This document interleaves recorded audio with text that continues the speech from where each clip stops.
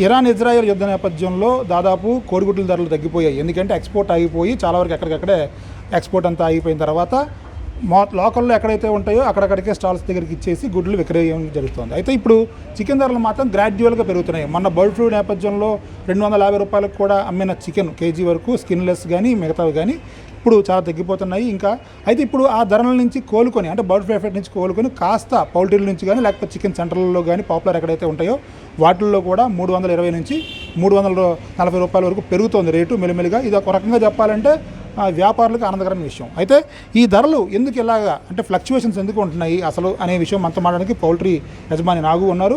అలాగే ఆయనతో పాటు మన దగ్గర ఇక్కడ ఉషా చికెన్ సెంటర్ యజమాని ఆయనతో ఉన్నారు. ఇద్దరు మాడదాం. సార్ చెప్పండి, ఫస్ట్ ఆఫ్ ఆల్ ఈ ఎగురుదిగుల తేడా ఏంటండి? అంటే సీజన్స్ ప్రభావమా లేకపోతే ఏంటి?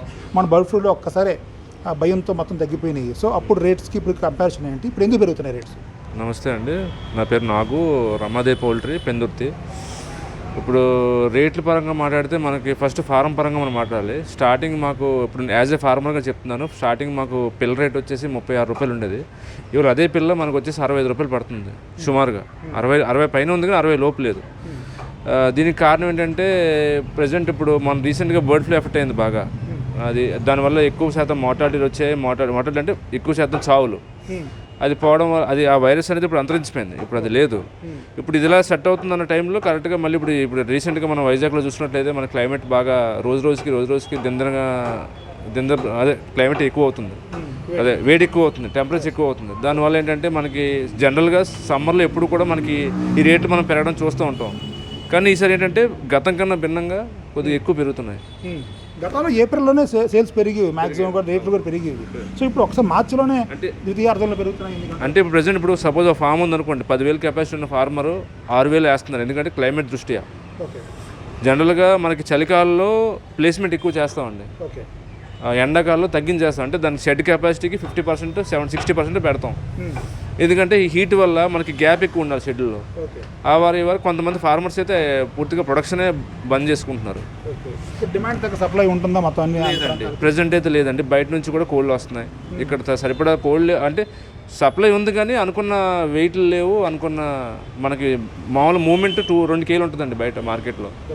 కానీ ప్రజెంట్ 1.8లో 9లో ఉన్నాయి. అది మూమెంట్ తక్కువ. సో మనకి ఇతర రాష్ట్రాల నుంచి కూడా వచ్చే పరిస్థితి కూడా ఉంది ప్రజెంట్. సో హెచ్చరీస్లో మ్యాక్సిమమ్ మనకి విశాఖపట్నం చుట్టుపక్కల ఏ హెచ్చరీస్ నుంచి ఎక్కువగా వస్తాయి? బయట ప్రాంతాల నుంచి ఎక్కడి నుంచి వస్తున్నాయి మనకి? హెచ్చరీస్ అంటే మనకి రాజమండ్రి నుంచి వస్తాయండి, ఇక్కడ సబోర్ నుంచి కూడా వస్తాయి.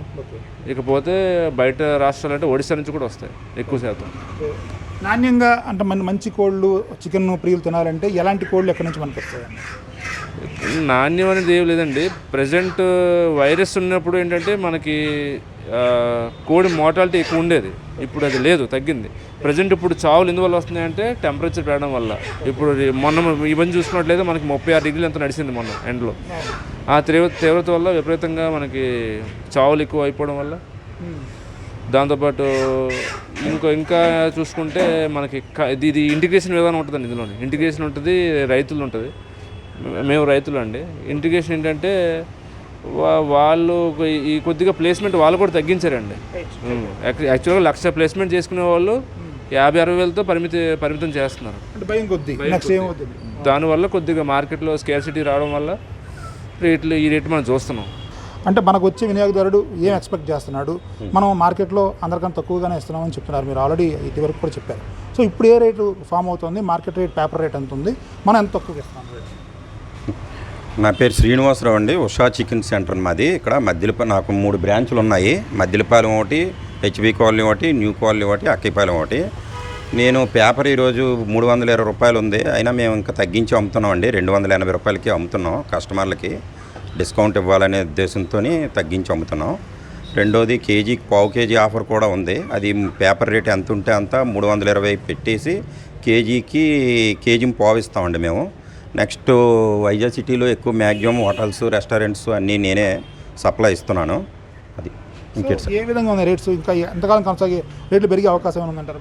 రేట్లు పెరిగే అవకాశం లేదండి. ఇదే రేటు, ఇదే ప్రజెంట్ ఉన్నదే ఎక్కువ. ఇంకా ముందు తగ్గే అవకాశాలు ఉన్నాయి. అంటే ఏప్రిల్, మేలో ఇంకా తగ్గుతాయి. తగ్గుతాయి. ఓకే. తగ్గుతాయి. డిమాండ్ తగ్గ సప్లై ఉందా మనకి? రోజుకి ఎన్ని క్వాంటిటీ కావాలి మనకి ఇక్కడ గోల్డ్ దగ్గరికి? ఇక్కడ మాకు కావాల్సిన సరుకు వస్తుంది, కానీ యాక్చువల్గా డిమాండ్కి సప్లై తక్కువ ఉంది. తక్కువ ఉండడం వల్లనే ఈ రేట్లు ఇలా పెరిగాయి. దానివల్ల పెరిగాయి.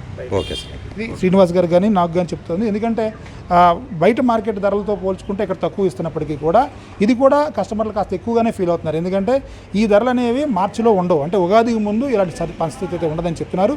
ఏదైనప్పటికీ ఈ ధరలు మెల్లిమెల్లిగా తగ్గే అవకాశం ఉంది. కొంచెం పెరిగినప్పటికీ స్వల్పకాలం తర్వాత తగ్గే అవకాశం ఉందని ఇక్కడ చెప్తున్నారు.